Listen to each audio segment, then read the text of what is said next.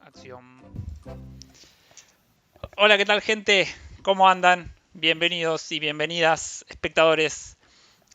También una gran bienvenida a Eduardo Merkovich. ¿Te puedo llamar Edu? Sí, claro. ¿Cómo andas, Edu? ¿Cómo está esta cuarentena? Bien, bien, va a ser un tiempo para atesorar. Esto va a quedar en los libros de historia, supongo, ¿no? Así que hay gente que no la está pasando tan bien, así que bueno, vamos a ver entre todos cómo hacemos para que todos lo pasemos lo mejor posible. Qué bueno. ¿Con quién estás pasando este aislamiento? Acá estamos en familia, en casa, bueno, además todos los animales que tenemos no son tantos, pero son tres, y no cuento a mis hijos ahí, serían cinco con mis hijos. Y ahora mi suegra, que tuvo un temita de salud, pero todo bien, todo bien. Me alegro. Vivís en Argentina, ¿verdad? ¿Por dónde? Nací en Argentina y vivo en Argentina, he trabajado afuera un poco, pero no he vivido de manera permanente afuera, así que estoy acá, hay una apuesta al país acá. Bien, buenísimo. Bueno, muchas gracias por aceptar esto. Te cuento, esto que estamos haciendo es un espacio que llamamos UX Talks. ¿Sí? La idea de esto es que nosotros descubramos las carreras de ustedes, personas que creemos que son referentes en la disciplina. Y está hecho más desde un ámbito de nosotros, los menos experimentados, porque conocerás a Adri y a Fer, que ya son experimentados como vos. Pero este espacio salió de nosotros por ahí para conocernos un poco más. Muchas gracias por lo de experimentado, pero bueno, Em, espero que les sirva, así que nada, una charla como si fuera de café entre amigos o con mate, ¿no? claro, sí, sí. En esta ocasión, como era la primera y bueno, no todo salió como queríamos, me falta el mate. Contame, Edu, ¿qué estudiaste? Estudié biología en la Facultad de Ciencias Exactas y Naturales de la Universidad de Buenos Aires. Ajá. ¿Cómo decidiste estudiar esa carrera? Eh, ¿Sabés qué? Me fue relativamente fácil. No sé, me gustaba mucho el tema en general. Mi mamá siempre se acuerda que de chiquito me gastaba mis semanalidades para comprar unos libros así, algo así como preguntas para niños curiosos, no me acuerdo cómo se llamaban, pero eran de todas estas cosas así vinculadas con los animales y las plantas. Ajá. En esa época no había mucha idea de la relación que tenemos con nuestro ambiente, más allá de vivir en una ciudad o no. Y era como una cuestión de curiosidades de la naturaleza. Pero a medida que fui creciendo, digamos, el tema me parecía cada vez más interesante y en el secundario en algún momento leí lo que en ese momento era la hipótesis de Gaia de Lovelock y me partió la cabeza. Y cuando llegó el momento fue como, sí, quiero estudiar biología. Pero de biólogo, ¿qué vas a hacer? ¿Cómo vas a trabajar? No sé, pero esto es lo que quiero, me gusta el tema, así que algo después veré qué hago. Wow, increíble. Increíble también la vuelta que le diste y por lo que estamos hablando ahora, ¿no? Porque, como todos sabrán, esto no es un canal de biología. Ah, Así, no, pará, ¿qué pasó? Me equivoqué. cambio. Y contanos entonces, ¿cómo conociste esta disciplina? El, a ver, aún en la carrera hacía como otras cosas. Y una de las cosas que me parecía desde joven, mientras hacía la carrera, que me parecía una cosa fascinante, eran las conexiones y el mundo de las ideas, del conocimiento, ¿no? Si hay algo que uno, estudiando biología, además de otras cosas, supongo, ve muy claramente es la conexión entre las cosas, ¿no? Eh, no existe nada que viva en el vacío solo, ¿no? Todos estamos conectados todo el tiempo, pasando materia, energía e información todo el tiempo. O sea, para vivir tenemos que comer, eso es porque tomamos materia y energía, y para seguir viviendo tenemos que tomar decisiones, distintas en un humano y en una bacteria, pero son decisiones. Eh, para dónde voy, cómo hago para seguir comiendo, qué voy a hacer un poco más adelante, en el caso de organismos más complejos como nosotros, que es un tema importante que probablemente volvamos a tocar en algún momento, esto de pensar para adelante. Hay organismos muy sencillos que viven en un presente constante. Una bacteria no tiene un pasado y no tiene un futuro mucho, hay ciertas reservas en su genoma que le permiten cambiar un poco, pero básicamente no hay decisiones de largo plazo como nosotros, y lamentablemente, aunque cada uno de nosotros es capaz de pensar en el futuro, nos resulta difícil y a veces nos portamos como si fuéramos bacterias. Pero dentro de esta idea estaba esta cuestión de conexión de todas las cosas y entré a lo que hoy estoy acá, estamos charlando, por el camino del hipertexto. Estamos hablando de mediados de los 80, fines de los 80, y descubrí esto del hipertexto y me pareció como explotó la cabeza, así bien tipo meme, ¿no? El cerebro explotando. Y dije, ¿por qué no está escrito todo así? Porque esta es la manera en la que pensamos. O sea, ¿cuál es la onda de agarrar toda esta riqueza y aplanarla en una línea nomás y doblarla en líneas para que entren en las hojas? Digo, está bien, es mejor que nada, claramente. La escritura fue nuestra primera memoria extracorpórea y por eso tiene un rol muy importante en nuestra civilización, pero ciertamente la escritura lineal no es como pensamos y por lo tanto se pierde riqueza.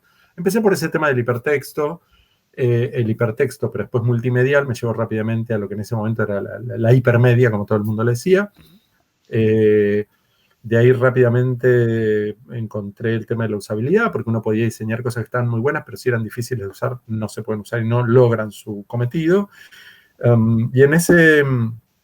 Ahí tengo fecha para ese momento, porque fue en el 94, cuando en un congreso afuera fui a un cursito con Jacob Nielsen, y cuando el tipo explicaba el tema de cómo armó los iconos de la intranet de Sun, con pruebas con usuarios todo el tiempo, y que eso se llamaba usabilidad, y que eso eran pruebas de usabilidad, fue otra vez así, cerebro explotando y decir, ¿y por qué alguien lo haría de otra manera? O sea, todo tiene que ser hecho así, así como viste antes lo del hipertexto, ¿por qué no lo hacemos todos así? Esto todo debería ser hecho así. Y en esa época el tema de no existía todavía lo que hoy llamamos experiencia del usuario, sí había lo que era ingeniería de usabilidad, que es algo como un poco más duro, si querés, menor en alguna escala de complejidad, pero es el camino que me fue llevando para ese lado. Entonces, es como un camino donde uno siempre va metiéndose, agarrando algo, probando y aprendiendo, y después entonces la frontera se corre para más adelante, ¿no? Ajá. Como en ese pequeño escrito de Galeano de la utopía, donde si yo veo la utopía, camino 2 pasos y se aleja 2 pasos, camino 10 y se aleja 10, ¿para qué sirve la utopía? Para eso, para caminar, ¿no? Entonces uno siempre como que va ahí moviendo. Entonces del hipertexto, hipermedia, rápidamente el tema de la usabilidad, gestión del conocimiento, que si querés está un poco enganchado con lo de los hipertextos y las ideas, y de ahí gestión de información y conocimiento, todo eso integrado fue un poco de lo que hoy llamamos UX, y después siguió para adelante, y en el 2008 el tema de la sustentabilidad, y acá estamos hoy. Todo conectado, como decías. Qué bueno. Y con respecto a tus comienzos ahí en la usabilidad, ¿te acordás de algunos trabajos, algo que haya marcado tus comienzos? Sí.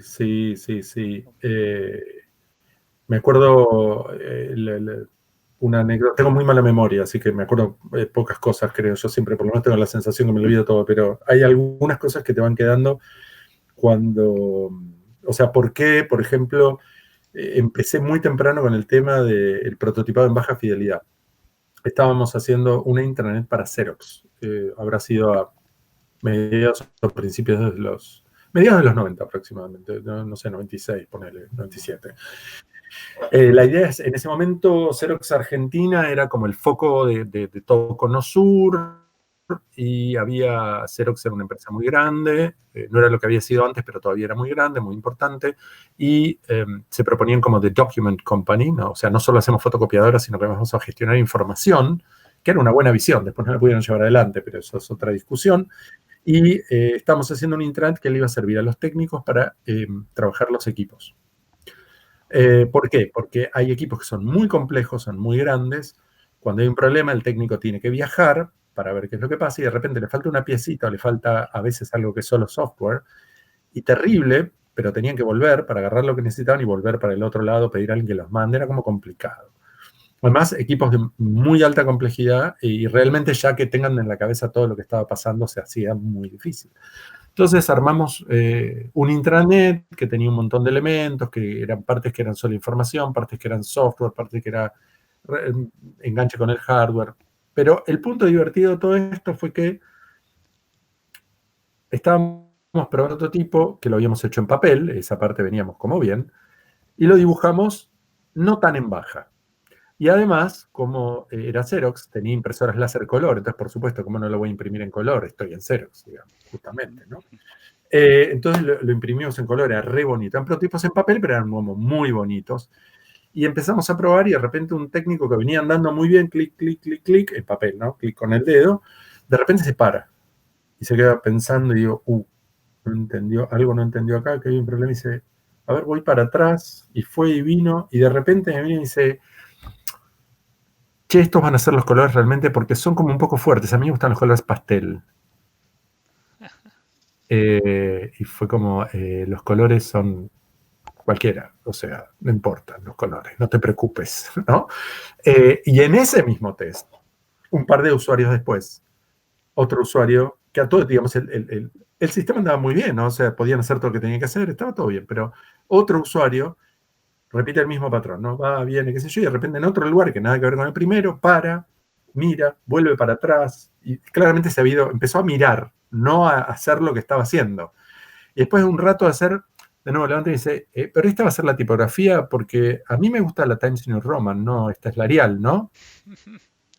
Y entonces como la letra no importa. Entonces, claro, fue como muy obvio, fue un mazazo en la cabeza, que cualquier detalle que hubiera ahí, que no era lo absolutamente esencial, los estaba distrayendo de lo que estábamos tratando de probar.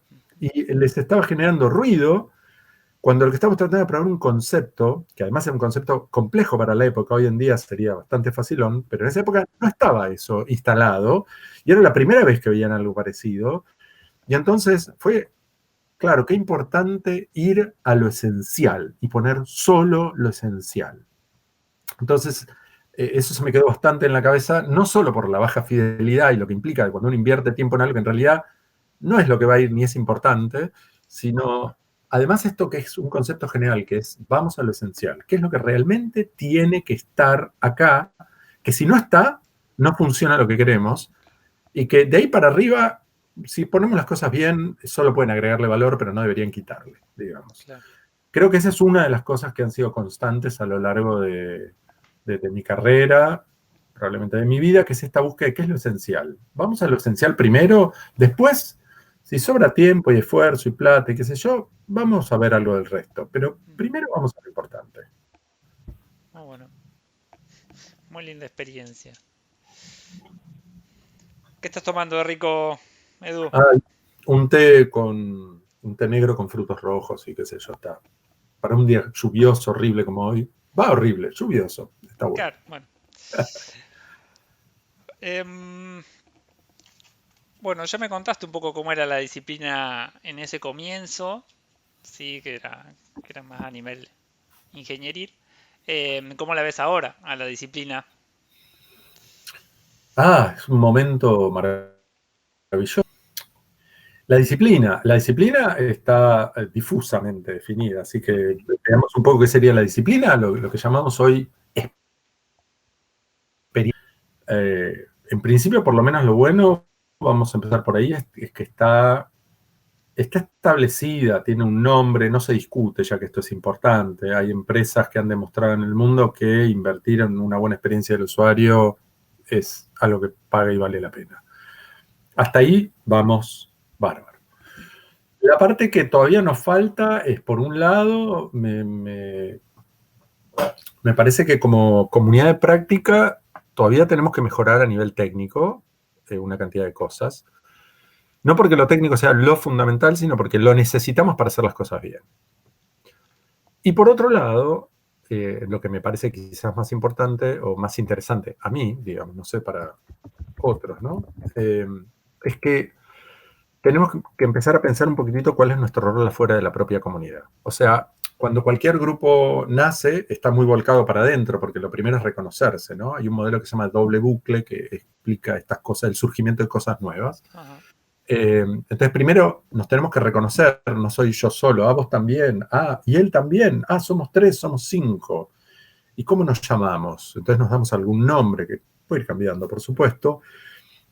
Y eventualmente pasa de ser un movimiento de borde, periférico, fringe, a empezar a estar más en el centro de la cuestión. Pero cualquier cosa cuando nace está muy volcada para adentro. De hecho, fíjate que los seres humanos cuando nacemos, de hecho, no nos damos cuenta que nuestra madre y nosotros somos dos cosas separadas. Entonces, en algún momento hay una etapa de angustia de los bebés cuando empiezan a ver que no somos lo mismo. Hay un yo y hay una mamá que a veces puede no estar, ¿no? Y de alguna manera pasa lo mismo con los organismos, pero colectivos. Pasamos de cómo me llamo, qué es lo que hago, qué es lo que me corresponde hacer, y en algún momento empezamos como a levantar la mirada y mirar un poquito para afuera. Y no lo quiero tocar ahora porque probablemente saldrá por el momento que estamos viviendo de pandemia mundial, pero me parece que es el momento, ya va siendo el momento de que empecemos a dejar de mirarnos a nosotros y lo que nosotros, que si nos merecemos estar en tal lugar, que en qué altura de la organización, que cuál es nuestro aporte a las organizaciones, que cómo se hacen las cosas bien, que obviamente corresponde, lo tenemos que ver, está todo bien, pero no podemos quedar en eso y me parece que tenemos que empezar a mirar un poquito para afuera y decir, ¿y qué es lo que nosotros le podemos aportar al mundo?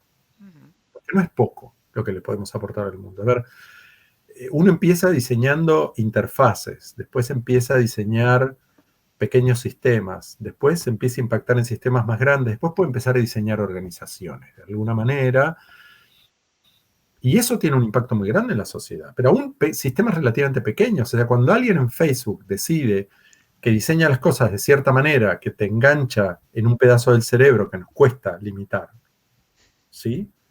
Está impactando en la vida de millones de personas. Cuando alguien en Instagram se aprovecha de lo mismo que usan los casinos para que la gente apueste lo que no tiene hasta no darse cuenta, están tomando una decisión de diseño que involucra no solo una posición ética como profesional y como persona, sino que además tiene un impacto muy real en el mundo.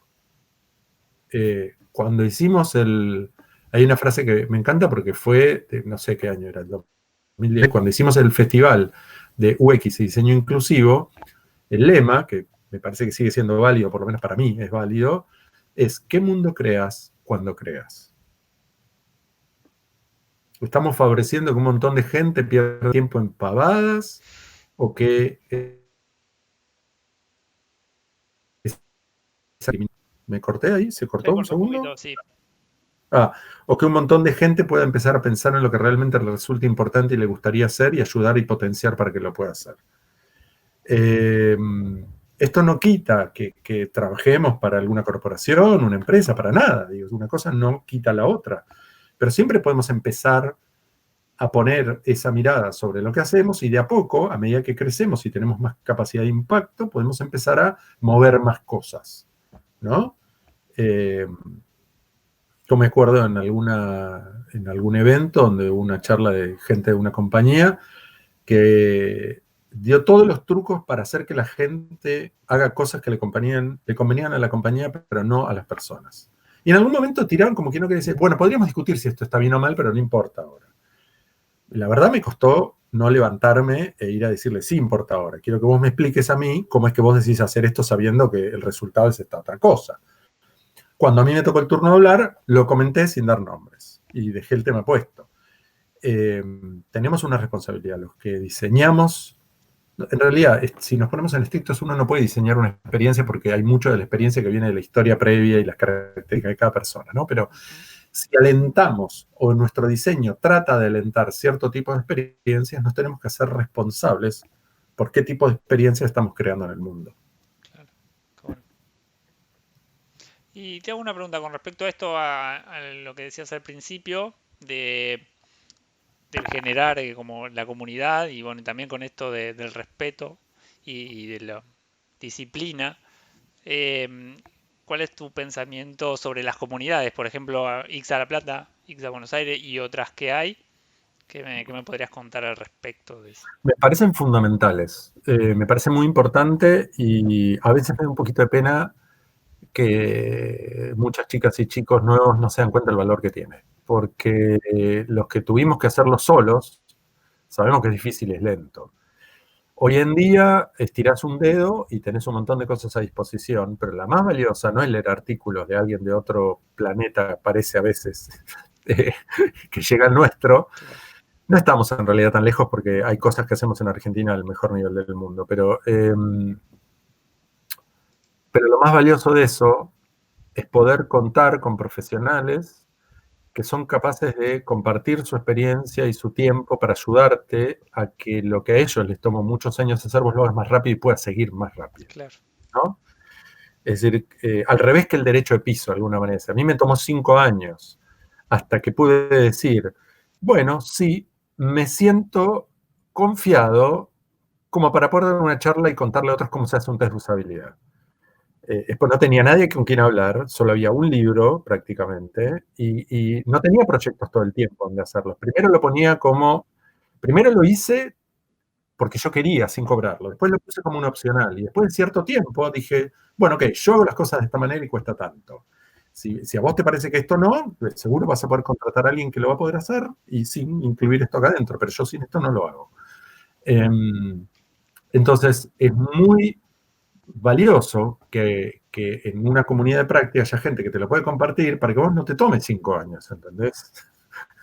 Claro. Entonces, puedas usar los 4 años y medio de diferencia en avanzar más cosas y no volver a recorrer el mismo camino, digamos. O sea, ustedes tienen que empezar desde el segundo o tercer escalón, por lo menos, ¿no? Claro. Y bueno, nada, eso ocurre en nuestra sociedad en un montón de ámbitos y a nivel profesional, por suerte, gracias a organizaciones como ICSA y otras más, también sucede. Y hay que mantenerlas, hay que cuidarlas, hay que valorarlas y hay que participar. Hay que participar. Si no, es muy fácil como solo tomar y hay un grupete de 5, 6, 7, 8, 10 que están sosteniendo todo eso, eso no se sostiene a largo plazo. Claro. Literalmente no es sostenible, digamos. Y me parece que además, no solo por una cuestión como de reciprocidad, sino más porque hay pocas maneras de aprender más que estando en la cocina. Si vos querés aprender a cocinar, tenés que meterte en la cocina también, no solo probar los platos, ¿ok?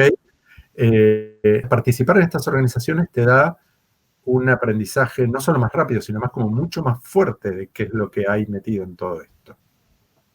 Buenísimo. Y también vos das clases, estás colaborando con eso. Sí, dicen que enseñar es aprender 2 veces, ¿no? En esa misma línea de compartir lo que uno sabe y tratar de que los demás vengan más rápido y lleguen más alto, o más adelante, no sé si más alto, pero sí, desde hace como 10 años creo, con Lorena Paz y otros, y desde hace como 3 o 4, por lo menos en Tandil, con Paula Davos, damos UX y diseño inclusivo. Es una diplomatura nacional de 1 año. Está súper interesante. El aprendizaje está basado en proyectos reales. O sea, cada año hacemos acuerdos con organizaciones, ha sido Estado, empresas pocas, en general organizaciones de la sociedad civil, ONGs, digamos, donde nos juntamos y vemos problemas reales que tengan que resolver y los equipos a lo largo del año toman proyectos o distintas áreas de un proyecto grande o varios proyectos reales que trabajan con el cliente a lo largo del año.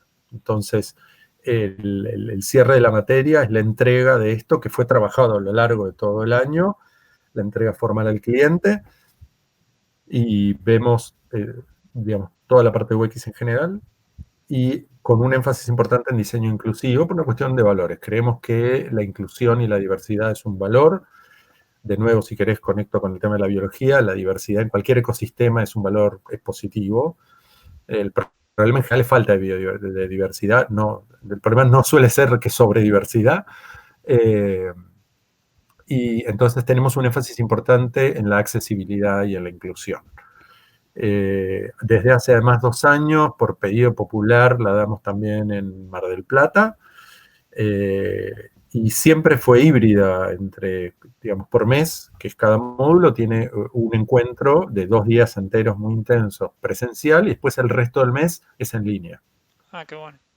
Sí, la verdad que está súper interesante y también doy clases en la maestría de diseño interactivo en la FADU, que empieza ahora su segundo ciclo, nomás es algo muy nuevo.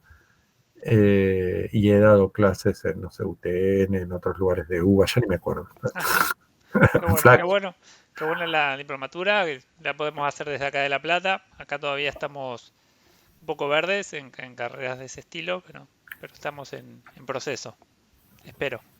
Mira, estábamos viendo el tema de federalizar porque nos la pidieron de varios lugares, así que charlémoslo porque una opción es, como el título es algo que toma mucho tiempo y todo, se puede hacer un dictado de base semipresencial en La Plata, Ujú.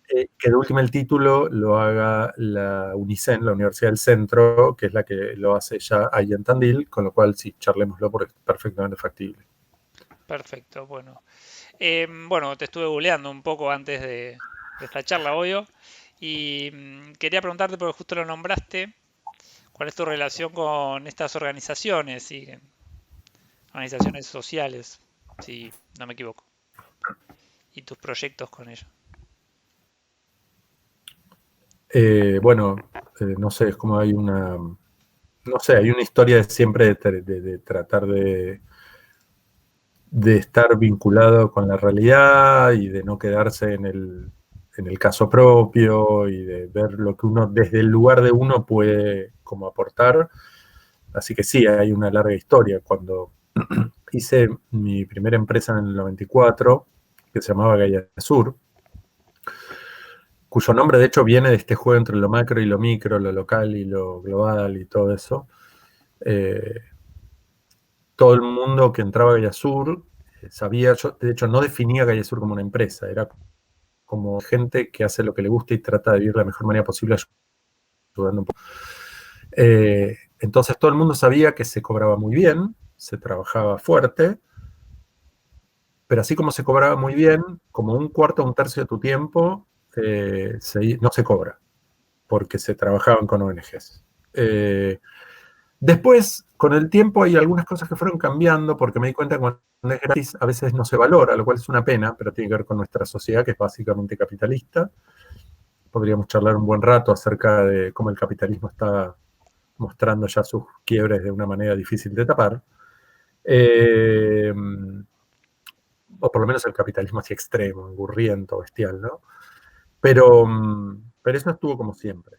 Y muchos de los proyectos que yo siento como más queridos, más atesorados, y o que me han dado así experiencias fuertes, han sido de ese tipo de organizaciones, digamos, que a priori no son organizaciones que buscan dinero, sino hacer el mundo un poco mejor. En esa misma línea, en algún momento empecé a buscar, igual que un montón de otros, digamos, no yo solo, como cierta integración, porque estaba esta sensación de que uno a veces parece medio esquizoide, ¿no? Donde por un lado trabajo con corporaciones y les cobro un montón, porque del otro lado le dono trabajo gratis a ONG, donde estas ganan plata y destruyen mucho, estas hacen el mundo mejor, pero no pueden sostenerse solas, entonces estas les dan un poco de plata a estas, que a su vez o les lavan, hacen greenwashing de las que están de este lado, ¿no? Y era como, digamos, como uno tiene la sensación de que se puede hacer un poco mejor. Y en el 2011, juntando eso con el tema de la sustentabilidad, que venía ya desde hace un tiempo antes, con un par de amigotes, hicimos una empresa social. Y para mí fue muy copado eso porque la idea de las empresas sociales viene a superar esta disociación entre o ganas plata y te sentís mal o te morís de hambre pero sos copado, digamos, ¿no? La verdad que ninguna de las dos opciones está muy buena, reconozcamos. O sea, eh, eh, nada, uno no quiere ser un millonario y como está ese sueño de algunos, tipo de retirarme y no hacer nada más. Yo creo que si no hago nada más me agarra un ataque en algún Claro. momento. Pero tampoco querés correr la coneja, digamos, y estar preocupado porque no llegas a fin de mes. Entonces, las empresas sociales son un tipo de organización, a mí me resulta fascinante y es todo un gradiente, no es solo empresas sociales, digamos. Las empresas están muy cerca, las fundaciones for profit, o sea, hay todo un gradiente eh, donde se integran estas cosas. Por un lado, hay un objetivo, que es mejorar el mundo de alguna manera, cada organización agarra el área que le parece, le gusta, le vale, alimentación, educación, ambiente, lo que sea, no importa. pero en vez de no tener nada que ver con ningún negocio y depender de la plata de terceros, que termina siendo, como dijo alguien de una ONG, saltando por un bizcocho, de alguna manera transforman eso que hacen, ese bien, en un servicio, un producto, cuya idea no es hacerse rico, sino mantener andando la maquinaria de hacer el bien. ¿Mm? Para mí eso fue un gran descubrimiento, un gran descubrimiento. De ahí para acá, digamos, una vez que uno pesca el hilo y va tirando, hay un montón de cosas nuevas, tipos de organizaciones nuevas en ese sentido. Lo último que he descubierto, me pegando un salto ahora hasta hace poco, es la sociocracia, donde uno dice, ¿por qué no somos más haciendo esto de esta manera? Esto como tan lógico, o sea, y ahora que me di cuenta, ya van 3 veces que digo eso, porque cuando fue lo del hipertexto, Claro. cuando fue la usabilidad, y cuando esto de la sociocracia, que hubo un montón en el medio, digo, pero esto hay como que cosas que no eran normales, pero cuando uno las ve dice, pero todo el mundo debería hacer las cosas así, porque no tiene mucho sentido no hacerlo de esta manera. Pero bueno, eso es lo que como sociedad vamos avanzando, ¿no? Y aprendiendo. Y lento puede ser periférico y conocido por pocos, cuando funciona empieza a hacerse más conocido. Así que respecto de ONGs u OSCs o de organizaciones de la sociedad civil, por lo menos en mi caso hay como una historia larga y he de decir muy fructífera, realmente. O sea, no lo dejaría de hacer nunca. No lo hago gratis ahora, de nuevo, les hago un descuento brutal, pero no lo hago gratis porque me di cuenta que algunos no lo valoraban, pero claramente no es como cuando uno trabaja con empresas que hacen dinero. Claro, claro, ni hablar. Em, Tengo una pregunta personal. ¿Cómo ocupas tu vida hoy en día en tus trabajos? No sé, un trabajo, ¿cuántos trabajos tenés? Siempre es una buena pregunta. Siempre, a ver, siempre hay más de un proyecto andando. Nunca son tantos porque entonces te cuesta tener foco, ¿no? Pero siempre en general hay como 1 o 2 que son lo central y 2, 3, 4 más pequeños que van dando vueltas alrededor. Entonces depende de los momentos, puede haber entre 1 y 3 proyectos o 5 y 6, depende del volumen y la complejidad de las cosas. A medida que van pasando los años, me va resultando que como que en general tengo un proyecto central por año, que me ocupa el 50% de mi tiempo, ponele, más o menos, es un poco más, es un poco menos. Y otros proyectos que se van llevando a lo largo, ¿no? Y en general siempre suele haber algunos que son más de empresas, algunos que son más de impacto social o ambiental y qué sé yo. En mi vida, eso es digamos, en lo laboral, y también estoy pensando en lo laboral, algo que hemos hablado con mucha gente. A veces es difícil, pero yo defiendo a capa y espada los espacios de reflexión. Nuestro mundo como que presiona para la productividad todo el tiempo, ¿no? La productividad, la productividad, la productividad. Y en algún punto me parece que está bueno, que es sano, plantearse cómo medimos la productividad. ¿La productividad en qué? Porque si yo soy eficiente, eficaz, con esto quiero decir, hago muchas cosas en poco tiempo, pero hago cosas que son irrelevantes. En realidad, en el fondo no estoy haciendo nada, no importa que yo sea eficiente. Es más, si yo fuera eficiente haciendo algo que es dañino, Claro, si yo fuera eficiente trabajando para Philip Morris, lo mejor que podría hacer es tirarme de una ventana, ¿entendés? O sea, o para Monsanto, que ahora es Bayer. Entonces, eh, defiendo mucho estos momentos de parar y de pensar en lo que uno está haciendo y qué es lo que uno tiene que hacer y qué es lo que uno tiene que aprender. Por ejemplo, algo que, y a mí mismo me cuesta a veces sostenerlo, pero te diría que como mínimo, un cuarto de mi tiempo es investigación general. Mínimo. ¿Qué quiere decir investigación general? Leer de otras cosas que son espacios adyacentes, eso quiere decir las cosas que están cerquita, que no son lo tuyo, pero están ahí alrededor. Y eso te va permitiendo como seguir navegando y encontrando cosas que están muy buenas, pero que no las tenés al lado. Leer en general de todo ese tipo de cosas, profundizar en cosas que sabés, pero entrar en otro nivel, más profundo, leer las bases de eso, inventar y practicar cosas nuevas. O sea, como que todo el tiempo a mí me parece que es valioso hacerlo. Y eso no existe si uno no le dedica tiempo.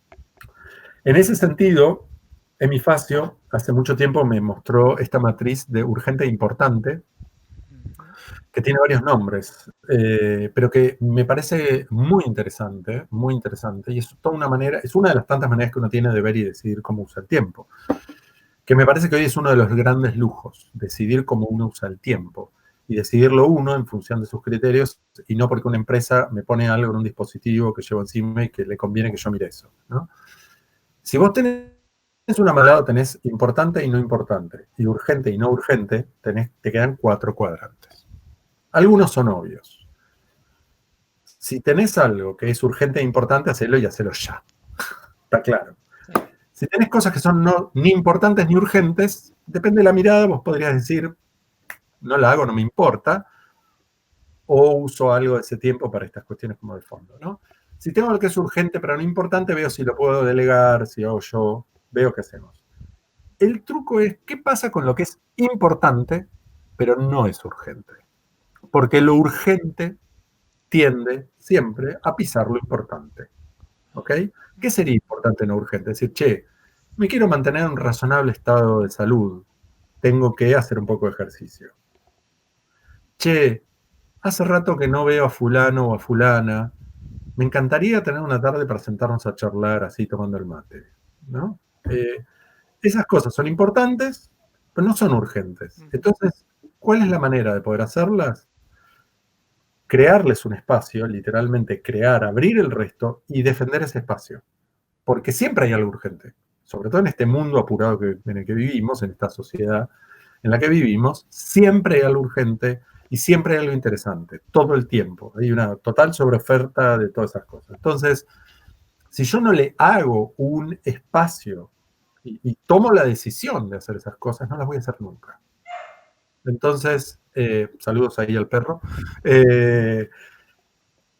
Entonces, para mí eso es muy importante. Y muchas veces en ese espacio de aparente no hacer nada, ¿sí? Surgen cosas increíblemente valiosas, claro. Muy valiosas.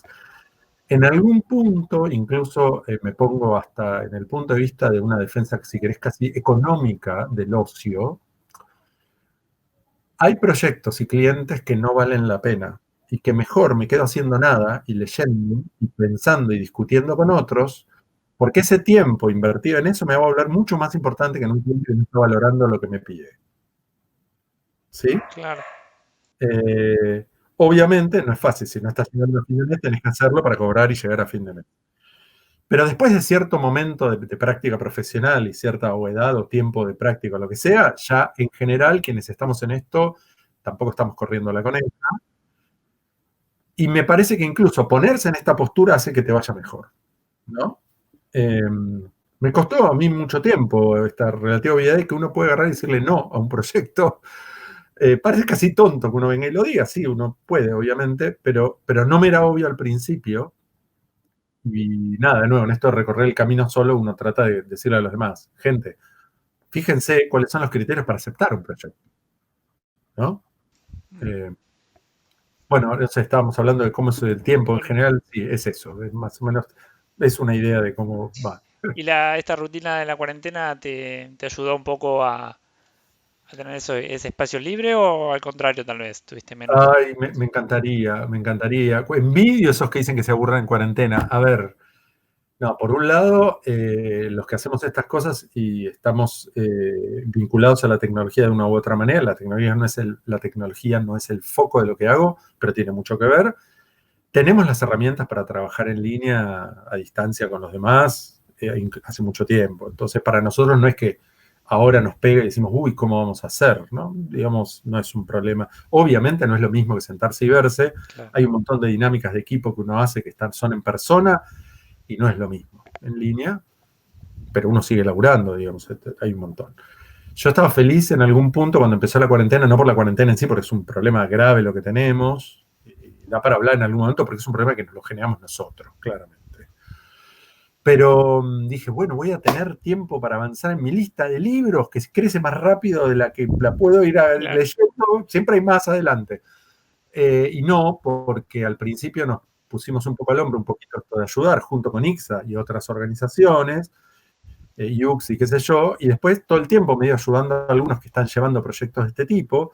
Digamos, por ejemplo, hace un par de días salió Lorena Paz, que es de UXI también, con Desde Casa. Ella trabaja hace 15 años con adultos mayores, ayudándolos a acercarse y a usar la tecnología informática, digo, particularmente sus teléfonos, que no están diseñados para adultos mayores y les cuestan horrores.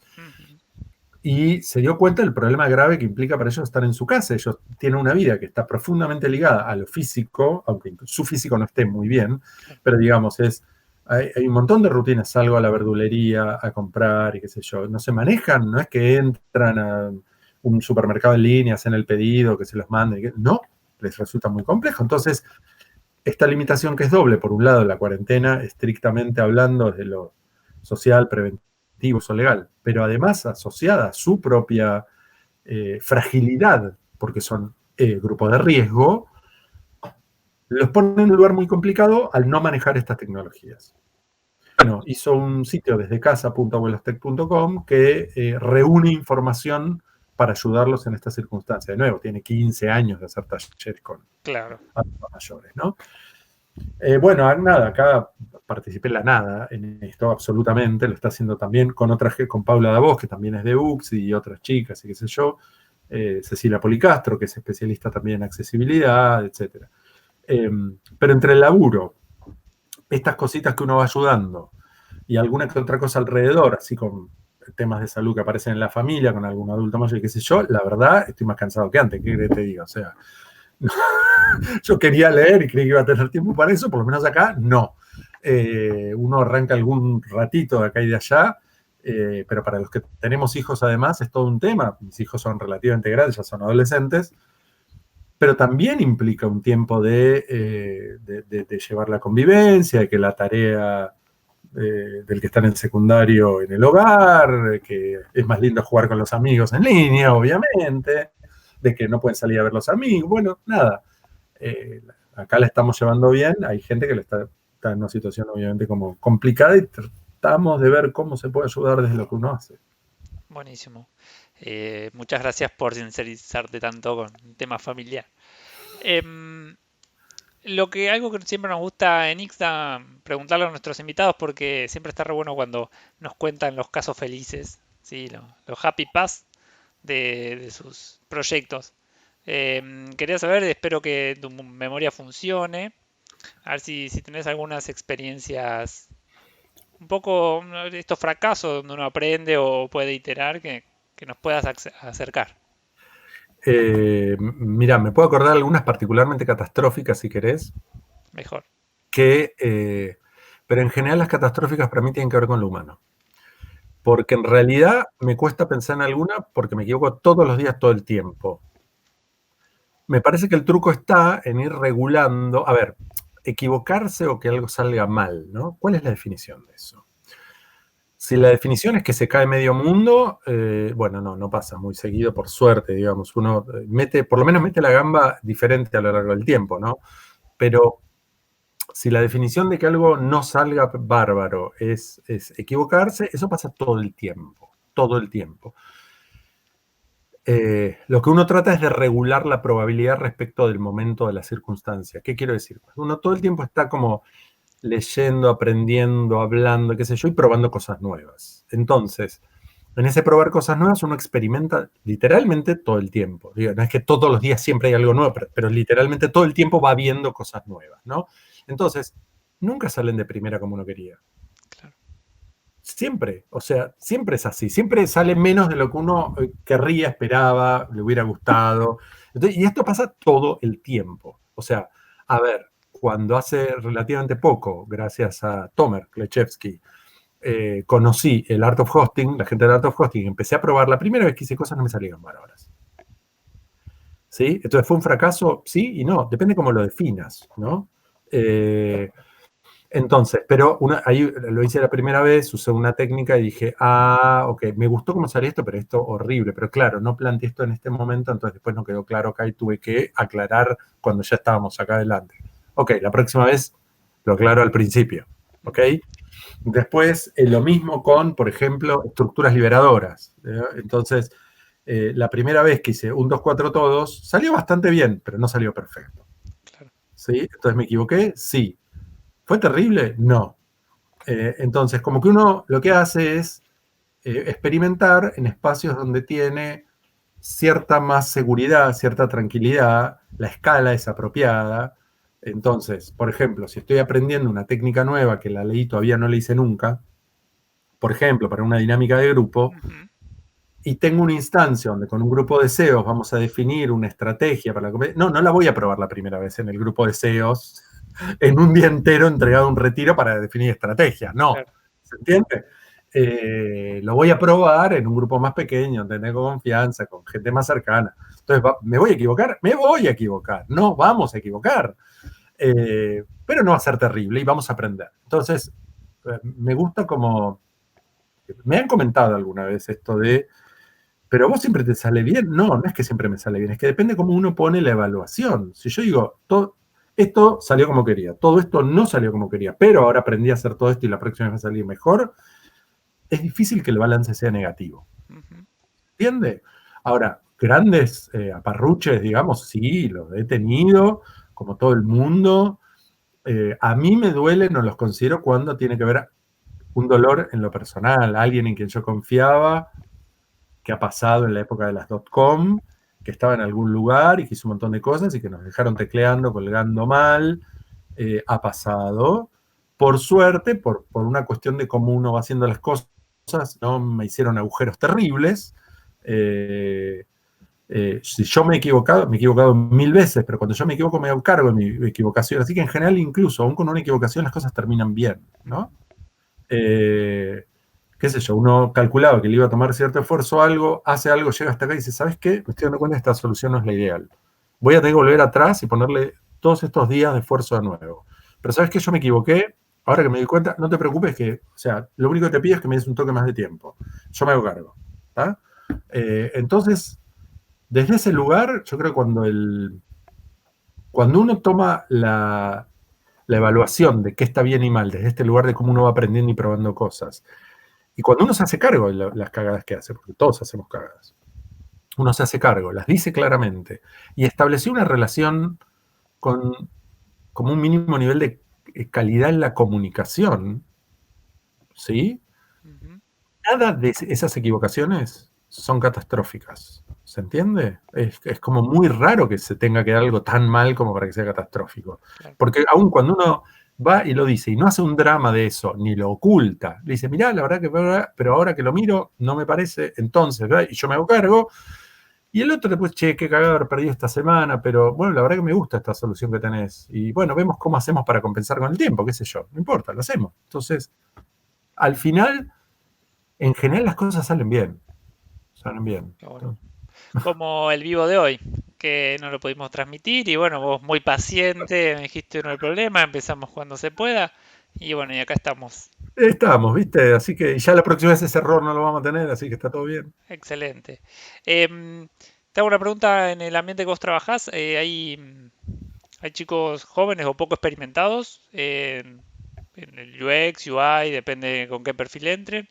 Quería saber, más que nada, qué consejos nos das o les das a alguien que está empezando como junior. Ah, hagan. Hagan y reflexionen sobre la que hacen. Acción, reflexión. Acción, reflexión. Acción, reflexión. No se dejen llevar por ese hacer, hacer, hacer, hacer sin pensar, porque no, eso no está bueno. Una vez un consultor, es muy divertido esto porque va a lo que estábamos hablando, un consultor una vez me contó esto, es un tipo bastante cara dura, te diré, digamos, pero eh, estaba haciendo una consultoría en YPF y en un momento encontró un proceso que él entendía que no estaba nada bien y lo presentó en un grupo de gerentes y uno se levantó, era un consultor bastante joven, vos me vas a venir a decir a mí cómo se hace esto, que yo lo hace 30 años de experiencia. Entonces este tipo lo miró y le dijo, no, usted no tiene 30 años de experiencia, usted tiene un año de experiencia repetido 30 veces, que no es lo mismo. Eh, entonces, la recomendación, si pudiera hacer alguna recomendación, es hagan, no se queden en la teoría, hagan, prueben, y reflexionen acerca de lo que acaban de hacer. No importa dónde empezás y no importa ni siquiera para dónde querés ir, porque además probablemente uno no lo tiene claro todo el tiempo. Uno tiene claro algo en general, pero no tiene claro los detalles. Por lo menos yo nunca tengo claros los detalles, digamos. Entiendo sí para dónde me importa ir, pero no sé dónde voy a dar este paso y después este paso y después este paso. Digo, esa gente que planifica así, a mí no me funciona eso o no soy capaz de hacerlo. Pero si tienes una idea general de dónde quieres ir y vas tratando de que cada paso sea un paso sólido que te enseño algo, si algunos tenés que dar vuelta para atrás y agarrar otro camino, no va a estar mal. No sé. Así que hagan eso y hagan y partan, hagan y compartan. O sea, hagan, reflexionen y compartan. O sea, la mejor reflexión es una reflexión en grupo, de hecho. Es algo que los que empezamos primero no teníamos. Volviendo a lo que vos me preguntabas antes, lo que decías, viste, el tema de las organizaciones. Es muy importante poder agarrar y decir, miren, me pasó esto, hice esto, y el resultado fue esto, y no termino de entender qué fue lo que pasó por ahí. Y poder hablarlo con otros. Claro. Está buenísimo. Entonces, hagan y optan. Me parece que con algunos valores claros. Y eso no es difícil que tengas realmente un problema al final. Si siempre vas a ir aprendiendo y haciendo algo nuevo, digamos como que nada, va a estar bueno. De todas maneras, ¿no? Sí, no, aprender. Te hago una pregunta. Yo soy, bueno, te contaba antes de comenzar, yo soy desarrollador. Más que nada estoy en la última parte de un proceso, al menos en la parte tecnológica, ¿no? Donde unas ideas en teorías validadas y prototipadas, yo les pongo un poco de vida. ¿Vos te relacionás con este tipo de perfiles? ¿Cómo es tu relación con ellos? Sí, a mí me gusta integrar o entender o tratar de integrar equipos y entiendo que las voces de todos son necesarias para que la cosa salga bien. Y esto no es un discursito, esto es muy concreto. O sea, si yo me mando un diseño maravilloso, genial, divino, espectacular, y te paso para que vos solo lo implementes. Y después vos lo mirás y me decís, no, pero no puedo hacer esto, porque si yo voy a hacer este query cada vez que entro, se muere la base de datos. No me alcanza la mitad de Amazon. Fue el laburo al pedo y mal hecho, porque yo no estaba entendiendo lo que estaba haciendo. Entonces, en cualquier equipo, y más hoy que tenemos un mundo tan complejo, con tantos campos que se cruzan, con algunas especializaciones súper profundas y complejas, para que algo funcione bien necesitas que todo el equipo esté involucrado. Obviamente no todo el mundo va a estar involucrado en la misma proporción en cada etapa diferente del proyecto. Digo, no voy a pretender que cuando estamos haciendo investigación, el equipo de desarrollo esté igual que yo al mismo tiempo poniendo la investigación. ¿Está? ¿Sí? O sea, para darte una idea concreta, el otro año sacamos en 6 meses un rubro nuevo, estuve un tiempo en Unigo ayudando, bueno, y ahora, si sale todo bien, y Unigo está interesada en hacerse empresa B, conectando con lo de antes, empresas que tienen un impacto positivo en la sociedad y todo eso, sacamos en menos de 6 meses un producto nuevo, completamente nuevo de cero, ¿sí? Y uno dice, ¿y eso cómo? O sea, no es fácil, no se hace todo el tiempo, digamos, ¿no? Bueno, pero porque lo hicimos, creo que seguimos un proceso lógico que no lo inventamos nosotros y que está puesto por todos lados, pero por alguna u otra razón, pocas veces se da. Entonces, empezamos a investigar un poco acerca del mercado y del producto y ya teníamos integrado tecnología, negocio y UX. Y en cuanto eso tomó alguna formita que parecía, empezamos a involucrar a los líderes de la parte más técnica del equipo, concretamente. Ya no a nivel tecnología desde arquitectura de servicios y todo eso, sino más concretamente, estamos pensando esta idea, ¿cómo es que les parece? ¿Ven algún problema o no? Estuvieron en los test de usabilidad involucrados, modificamos cosas. Y después se modificaron, obviamente, a medida que avanzamos, porque había algunas cosas que no se pueden prever y cuando finalmente te estás poniendo con la implementación, surgen algunas cosas que hay que cambiar. Pero una de las razones, creo, de que eso haya salido tan bien y tan rápido, es que nadie recibió el paquete entregado para delivery. Claro. ¿Entendés? Entonces, estas cosas, como esta pavada que decíamos como el ejemplo típico no, mirá, no puedo hacer este query por cada vez que alguien cae acá porque no me alcanza, no da, se limpian rápidamente desde el principio. Cuando discutimos con un prototipo adelante todos, estamos teniendo el mismo lenguaje, estamos mirando la misma cosa, estamos discutiendo sobre lo mismo y nos empezamos a entender mejor. Entonces sí, en mi caso trato de integrar equipos lo más diversos posible. De nuevo, ves la diversidad como valor, la integración como valor, ¿no? Y las voces de todos participan. Ahora, en la primera parte, la parte tecnológica, por ahí aportaba un 10%. La investigación. Cuando empezamos con el diseño, aportaba un 50%. Y cuando estábamos ya en la etapa de desarrollo, y aportaba el 90%, ¿ok? Claro. Del esfuerzo. Y eso, de una u otra manera, también está, de muchas maneras, también está conectado con el rol que tenemos muchos de los que hacemos UX y algo que yo considero un desafío quizás para todos, pero yo lo conozco del lado de los que hacemos UX, que es que tenemos que trabajar en 3 niveles diferentes al mismo tiempo, que tienen que ver con 3 frecuencias y 3 tipos de trabajo que son diferentes. A ver, los que hacemos UX tenemos una etapa de investigación, ¿sí? Una etapa donde diseñamos y una etapa donde estamos para darle soporte al equipo, en lo que tiene que ver con la parte de interacción, de diseño y todo eso, ¿no? Que si querés, recién di un ejemplo que hablábamos de cómo es eso. En la parte de investigación trabajamos muchísimo, en la parte de diseño trabajamos un montón, y en la parte de soporte estamos mucho menos, porque estamos como más a demanda, ¿viste? Donde viene y dice, che, mirá, estaban poniendo esto arriba, pero, no sé, React no me permite hacer esto de esta manera, entonces, ¿cómo lo podemos cambiar?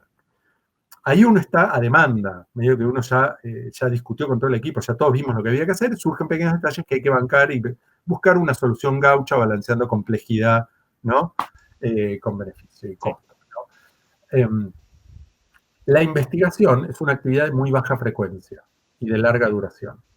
No digo la investigación puntual que uno hace para un proyecto, sino la investigación de base, que eso es algo que en Argentina, igual que en muchos lugares del mundo, no es que esto siempre nosotros estamos atrás de todo.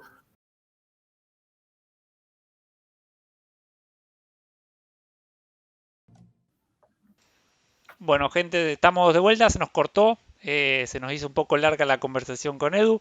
Vamos a retomar. Estábamos en los 3 niveles del desafío de los 3 niveles para la gente de UX. Claro, genial.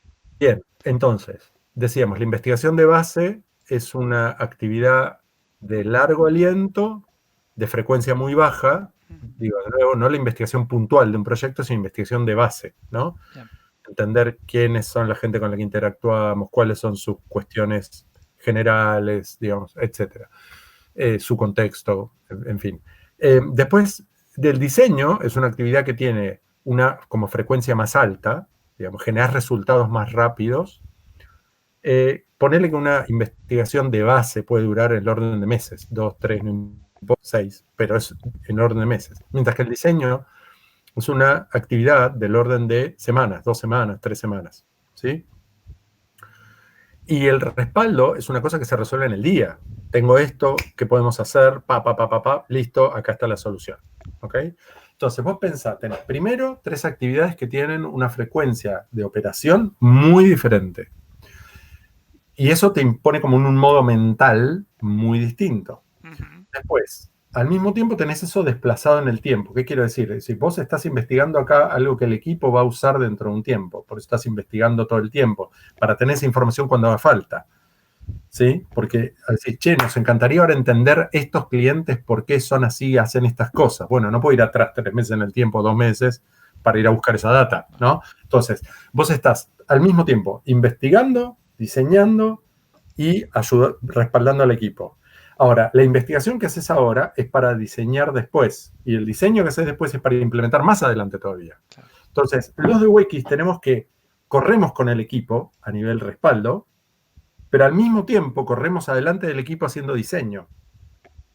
Y al mismo tiempo corremos más adelante haciendo investigación. Para mí eso es un desafío. Yo entiendo, a mí mismo me cuesta mantener, porque son 3 modos de trabajar que son diferentes. Claro. ¿Sí? En uno Slack está bárbaro, pim, pam, pum, pum, rápido y vuelta. El otro requiere que te sientes y le puedas pegar 2, 3 horas seguidas de buen laburo concentrado, ¿sí? Por lo menos. Y el otro requiere lectura de fondo, salir a la calle, hacer un montón de cosas, ¿entendés? Como otro, más largo tiempo. ¿Sí? Que lo puedes Sí, intercalar porque lo puedes ir moviendo, pero en sí es como la diferencia entre correr una maratón en una punta y correr un sprint de 100 metros en la otra. Y el tema es que tenemos que ser buenos corredores en las tres. Entonces es difícil. Ahí es donde surgió que hay un UX y un UI. De alguna manera, el UX está más cerca de investigación-diseño y el UI toca parte del diseño y definitivamente la implementación. ¿Ok? mm, Pero eso, UX y UI, es algo que para mí debería desaparecer y lo dejamos para otro día. Si no, se va a hacer muy largo y se van a sí, dormir todos. sí, sí, más la gente joven y con todo el tema del recruiting, pero bueno, dejémoslo así para otro momento. Te voy a leer algunas preguntas que está haciendo la gente en el vivo para así cortamos con las mías. Eh, Em, bueno, tenemos Julieta Tejeda pregunta por Instagram, ¿cómo logro que mi público en específico y el público en general se sientan cómodos en mi web? Muy puntual la pregunta. y yo diría que empecemos por conocer a ese público, Ujú, bien, digamos. Si es tu público, porque vos tenés algo con ellos y los conoces, está bueno entender el espacio común entre lo que ellos quieren y necesitan y lo que vos claro. querés y necesitas y qué estás proponiendo en ese lugar. Eso en términos generales, digamos. Después específicamente eh, hay cosas concretas a nivel, obviamente, diseño, digamos, usar la jerga que usan, digamos, tener modelos conceptuales que son consistentes o coherentes, o por lo menos comprensibles desde el modelo que ellos traen, o sea, una arquitectura de la información que sea consistente con sus modelos mentales, etcétera, etcétera, ¿no? Tengo un ejemplo divertido de eso. Hace poco me cayó un proyecto de 12 horas. En realidad fue como una especie de consultoría relámpago de 12 horas. Eh, y le dediqué casi 4 de las 3 horas y pico de las 12, que no son muchas, a hacer investigación. Uno siempre tiene que hacer todas las Claro. etapas, investigar, idear, prototipar, testear y ajustar. El tema es cuánto tiempo le puede dedicar a cada una. En este caso, imagínate, con una cosa relámpago, no hay mucho, pero le dediqué a investigar y para eso tuve que entender, hablar con gente que está en ese dominio, ver los artefactos que usan, a los que están acostumbrados físicamente, y entonces hicimos algo que ahora vamos a testear, pero que a priori parece que efectivamente cerró bastante bien. Bueno, está el detalle, pero Mira qué bueno. sí. Diría conocerlos y encontrar ese lugar compartido es importante. Perfecto. Leí web, esto no tiene que ver con las preguntas, pero hoy entré justo a la web de Mamá Grande y bueno, me pareció muy bueno como está hecho a nivel, nada, HTML casi pelado, o sea, la jerarquía la daba el mismo HTML y nada de diseño que estropee lo importante, digamos. Y bueno, Quería hacer ese comentario. a veces uno no tiene mucho tiempo y esto que decíamos al principio, ¿viste? Buscar qué es lo esencial y lo demás lo agrego después si puedo, pero a veces le dedicamos mucho tiempo a lo que no es esencial y el resultado obviamente no sale como nos gustaría. Claro. Perfecto. Tengo otra pregunta. Julia y Chauberry pregunta, ¿cuánto tiempo le dedicas a trabajar versus cuánto tiempo dedicas a explicar de qué trabajas y los beneficios que tiene en un proyecto? A ver, de nuevo porque se me cortó el audio, perdón un segundo. ¿Cuánto ¿Cuánto tiempo tiempo le le dedicas a dedico a trabajar esto? y cuánto a explicar tu trabajo y los beneficios que tiene tu trabajo? Es una buena pregunta. No sé si lo puedo separar, trabajar y explicar lo que vamos a hacer, porque para mí explicar lo que propongo para trabajar y acordarlo con el otro es parte del trabajo, de alguna manera.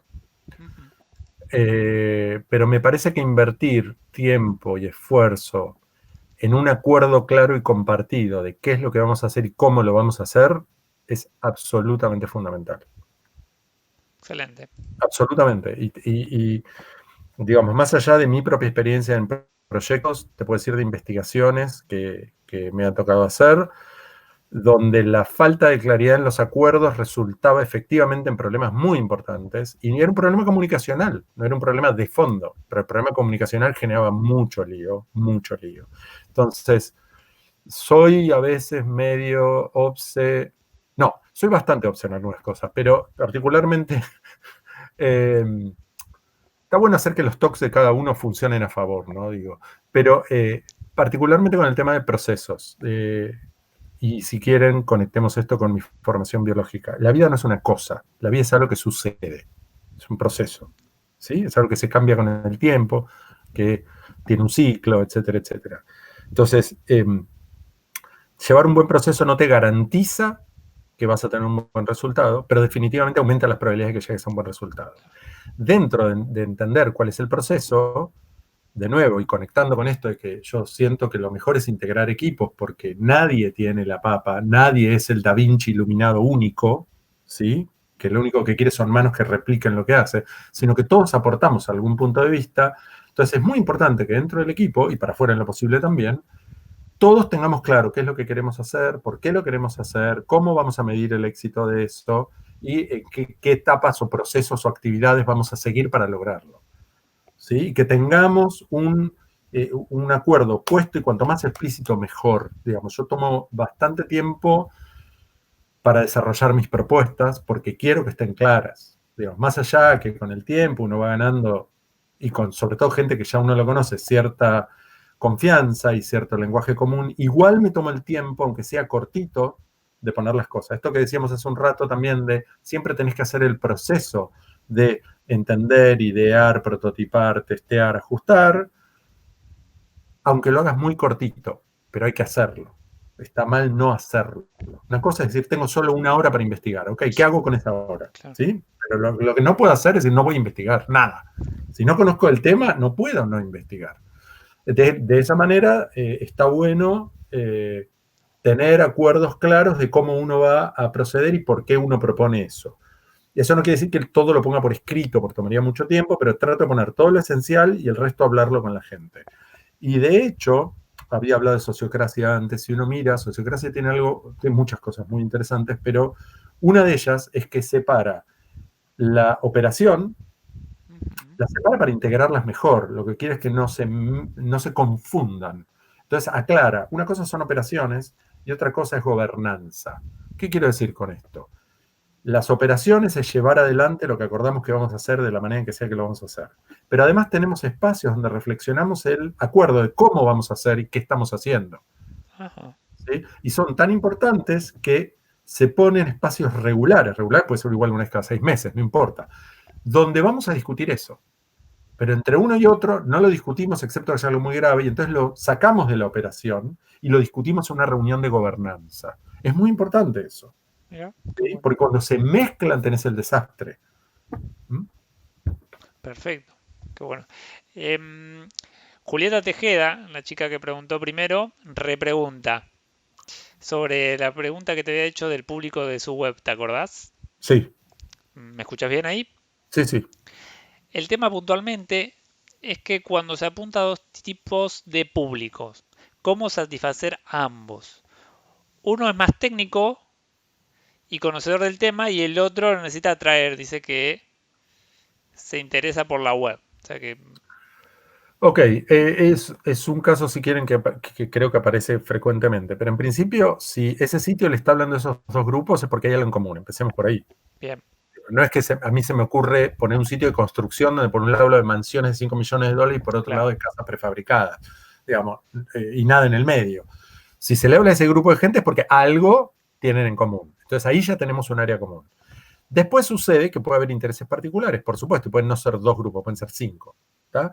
En ese caso, partimos del área común, yo diría a priori, es como muy en el aire, pero partiría del área común, porque eso es lo que hace que sean un grupo con los cuales tengo algún interés de interactuar. Y después, a partir de ese área común, ahí está la potencia del hipertexto, de nuevo vuelvo a conectar con el inicio, porque hay mucha gente que trabaja en la web y no tiene idea de lo que es el hipertexto, pero digamos es la base de la web.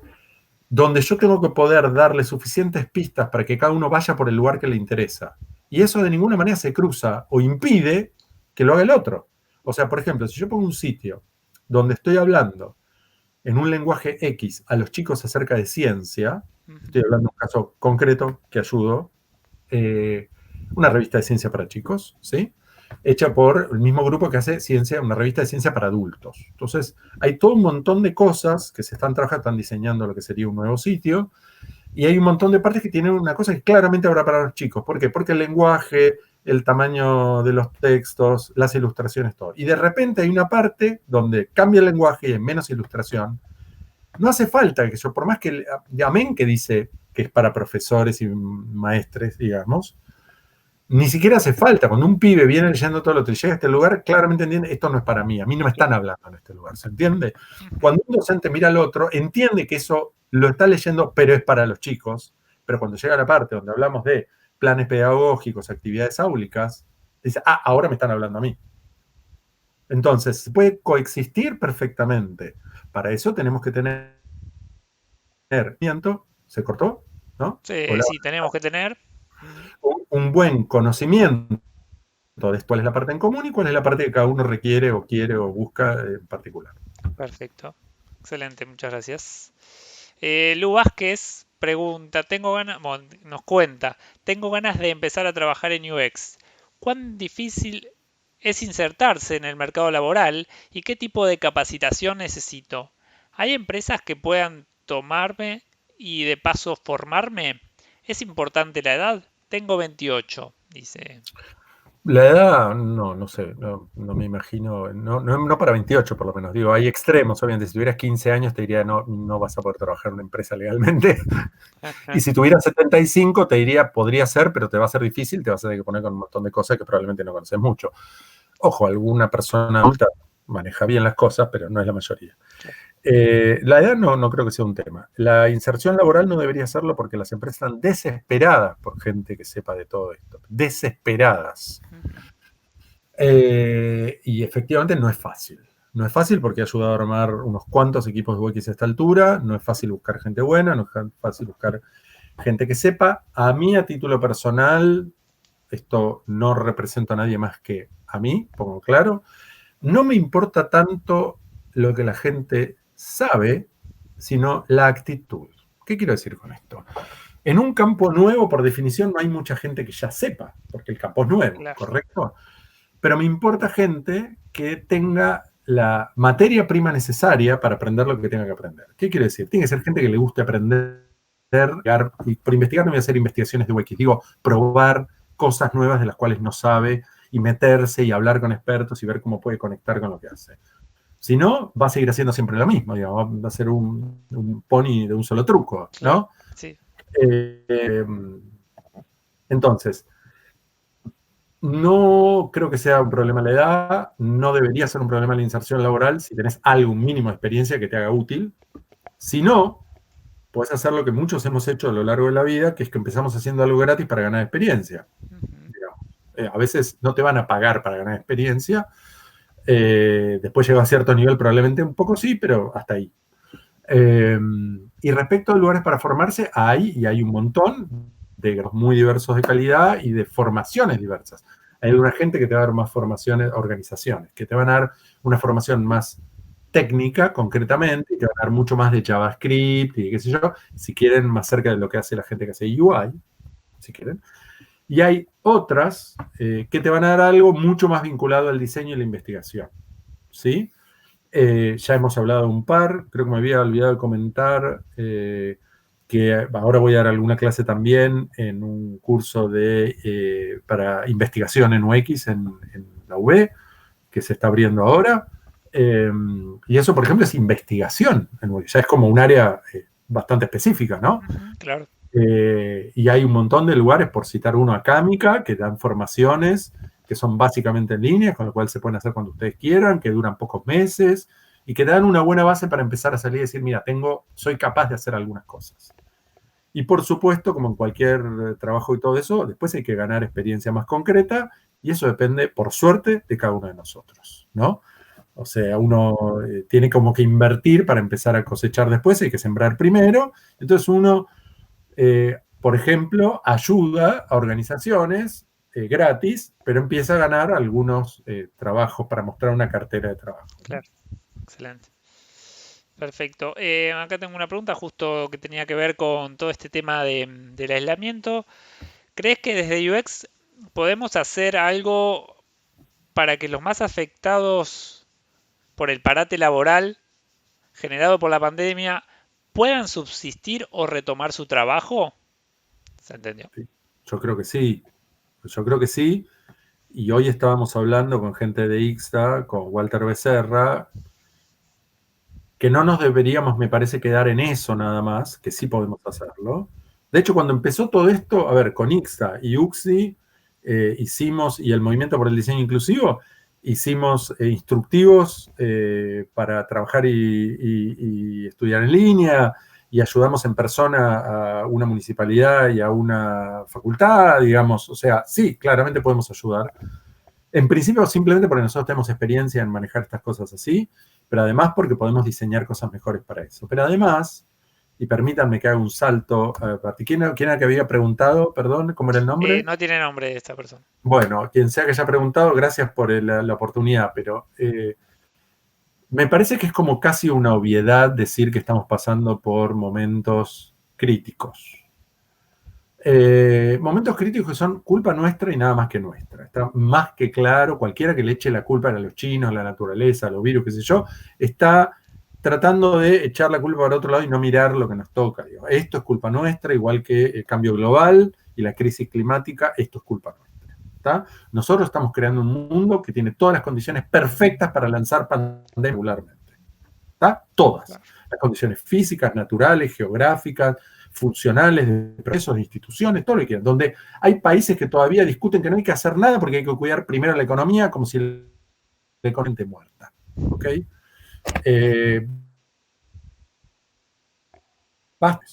Entonces, me parece que podemos y tenemos que ayudar a todo eso porque es lo que tenemos más cerca, pero me parece que tenemos que empezar a pararnos como diseñadores en términos genéricos más amplios. ¿Quién es un diseñador? ¿Qué es diseñar? Diseñar es darle una forma a algo. Es de un espacio indefinido, amorfo, empezar a generar formas. De hecho, viene del latín que es trazar una línea. Trazar una línea donde no había nada, ahora hay algo que tiene cierta forma. ¿Sí? Y antes habíamos hablado de la responsabilidad de qué mundo creamos cuando creamos. Entonces, me parece que como comunidad profesional, lo hablamos hoy con Walter Becerra de ICSA, te digo, como decía recién, o sea, mirá cómo estamos en eso. Yo creo que estamos en posibilidad de empezar a aportar a una discusión un poquito más alta. No digo que nosotros lo definamos, digo nosotros primero como comunidad de diseñadores y después empezar a involucrarnos con otras comunidades alrededor para hacerlo entre todos, porque si no es entre todos no va a servir, no va a funcionar.